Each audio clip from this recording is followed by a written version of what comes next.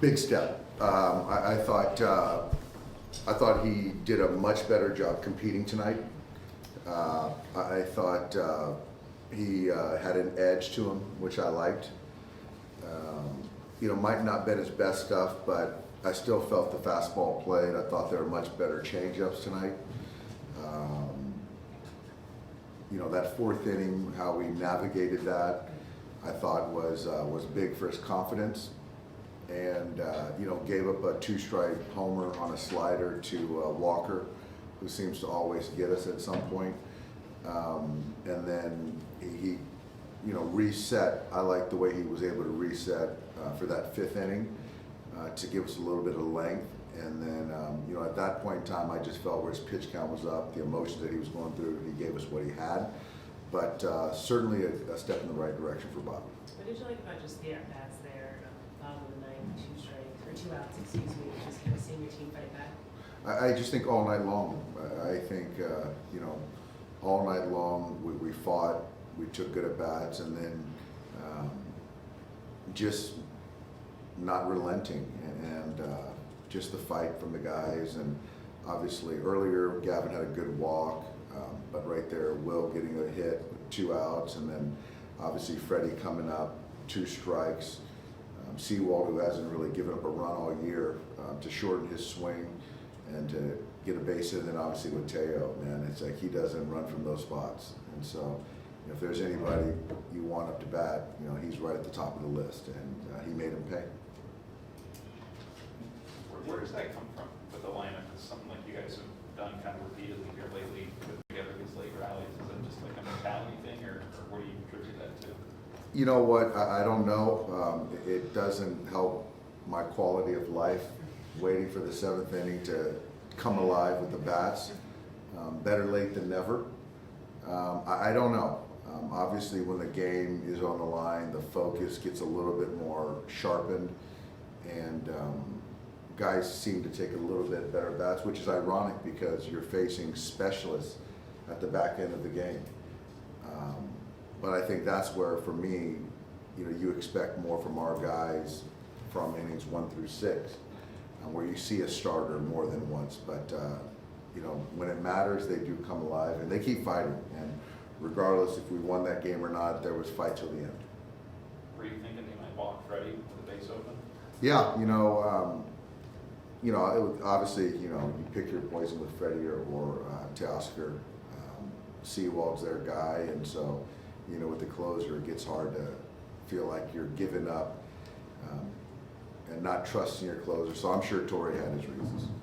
They kind of back to Robbie, like, you guys always had a lot of possible to get for another and rehab starts and stuff like that. Like, how much do you think that 4th inning, just kind of getting out of that, can maybe help him? I think it's something that we'll look back this year and say this was the inning that kind of he bowed his neck and made pitches when he needed to,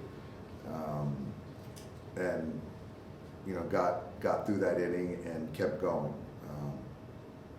For me, that was all compete. It wasn't about the mechanics. It was about trying to keep your team in a ball game, and he did that. So I certainly think that's something that he's going to build off of, and I'll kind of remind him of that too. Sort of to that, like, how much does he sort of build back mentally, as opposed to along with physically, just to come back from the injury? The physical is something you can kind of tangibly talk through, but the mental is something that you just really don't know, and you've got to see it to really trust it.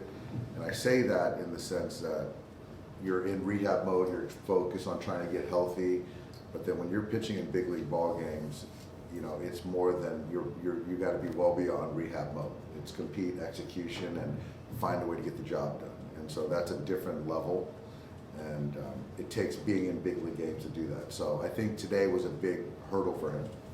So Ohtani, now it's 10 home runs, I think, last 14 games. Does it feel like automatic now? Yeah. Every time the ball's up in the zone, I feel like it's going to be hit out of the ballpark. And a guy throwing 100, 102, probably hadn't seen him a couple times, and then he throws one slider that's up in the zone, and he deposits it in the right center bleachers. So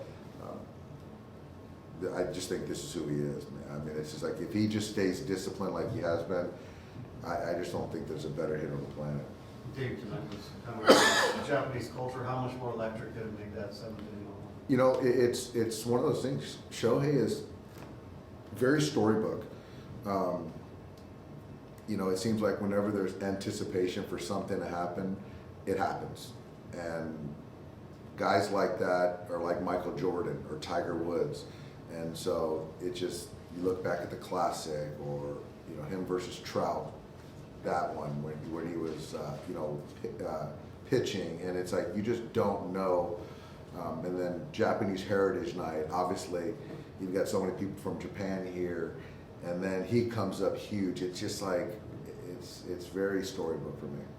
Yeah, he told us that he thinks he's probably not going to participate in the home run derby, that he had some conversations. Just kind of wondering if you were, you know, involved in those conversations at all.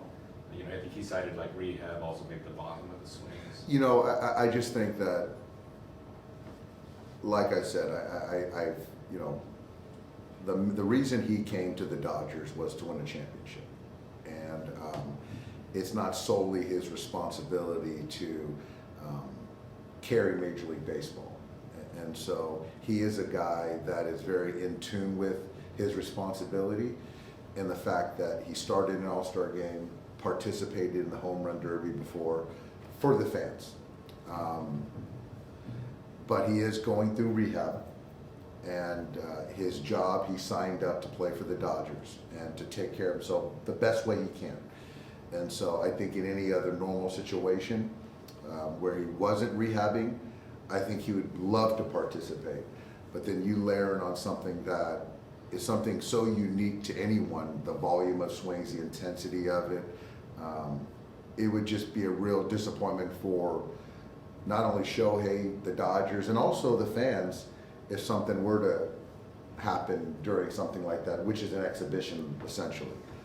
So I know that, you know, it's weighed heavy on him, but I do think that the rehab process is something that kind of ultimately, you know, makes him feel better about bowing out.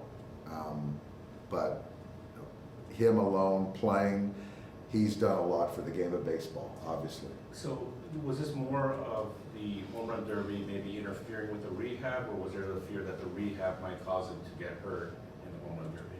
No, it's more of the former. It's just, he's very regimented, and when you're playing every day, you know, alongside the rehab, it's very, again, regimented.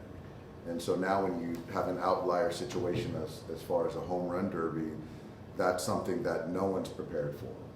And so we have to be very mindful of that. And again, his job is to be a ambassador for the game, which he does every day. But like I said, it's just not his responsibility alone to carry the game of baseball, because he does it on a daily basis. Was this his call, or was this a... This was, I mean, I think it was a group kind of discussion. And I think that I respect it, and I'm sure everyone else, as disappointed as people might be, respect it.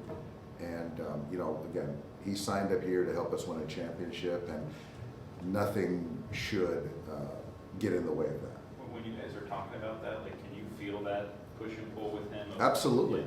No player moves the needle in baseball more than Shohei, as far as on a global scale. And so that responsibility he feels, or weight, is real. So yeah, I felt it. I feel it. Thanks, guys. Thank you.